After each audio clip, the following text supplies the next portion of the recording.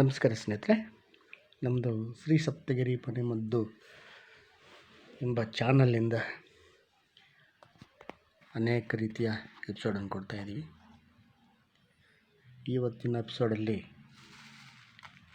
ನಮ್ಮ ದೇಹ ನಾನಾ ರೀತಿಯ ಎನ್ವಿರಾನ್ಮೆಂಟ್ ಆಗಲಿ, ನೀರಾಗಲಿ, ಆಹಾರ ಆಗಲಿ, ನಾವು ಕುತ್ಕೊಳ್ಳುವ ಆಸನ ಆಗಲಿ, ಎಲ್ಲದರಿಂದ ನಮ್ಮ ದೇಹ ಏನಾಗುತ್ತಂದರೆ ಅತಿ ಹೆಚ್ಚು ಹೀಟ್ ಆಗ್ತದೆ.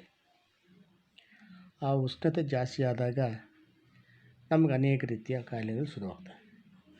ಮೊದಲನೇದಾಗಿ ಗಾಯಗಳು, ಕುರುಬುಗಳು, ಬೇದಿ,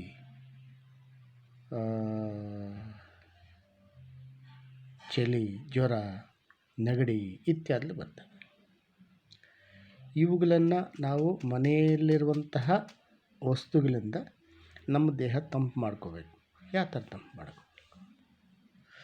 ಒಂದು ಗ್ಲಾಸ್ ನೀರು ಎತ್ಕೊಳ್ಳಿ. ಆ ನೀರಿಗೆ 2 ಚಮಚ ಜೀರಿಗೆ ಅದಕ್ಕೆ ಹಾಕಿ ಮುಚ್ಚಿಬಿಡಿ.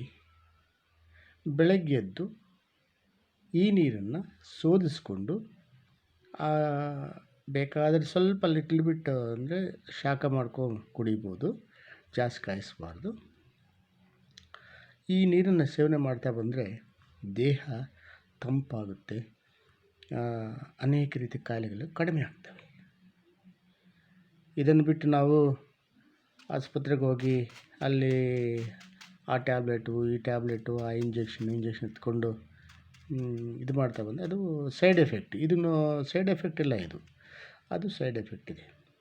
ಆದ್ದರಿಂದ ಪ್ರತಿಯೊಬ್ಬರೂ ಅಷ್ಟೇ ಈ ಮನೆಯಲ್ಲಿರುವಂತಹ ವಸ್ತುಗಳಿಂದ ನಿಮ್ಮ ಕಾಯಿಲೆಗಳನ್ನು ವಾಸಿ ಮಾಡಿಕೊಳ್ಳಿ. ಆಸ್ಪತ್ರೆಗೆ ಹೋಗಬಾರದು, ಸೈಡ್ ಎಫೆಕ್ಟ್ ಆಗ್ತದೆ. ಅದರಿಂದ ಅನೇಕ ರೀತಿಯ ಕಾಯಿಲೆಗಳು ಮತ್ತು ವಾಪಸ್ ಬರ್ತವೆ.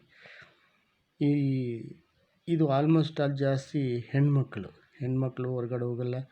ಅವರು ಮನೆಯಲ್ಲಿ ಕೆಲಸ ಮಾಡ್ಕೊತಾ ಇರ್ತಾರೆ. ಅವ್ರಿಗೆ ಜಾಸ್ತಿ ಹೀಟ್ ಆದಾಗ ಈ ಸಿಂಪ್ಟಮ್ ಗೊತ್ತಲ್ಲ, ಮೂತ್ರ ವಿಸರ್ಜನೆ ಮಾಡುವಾಗ ಉರಿ ಬರೋದು, ಮತ್ತು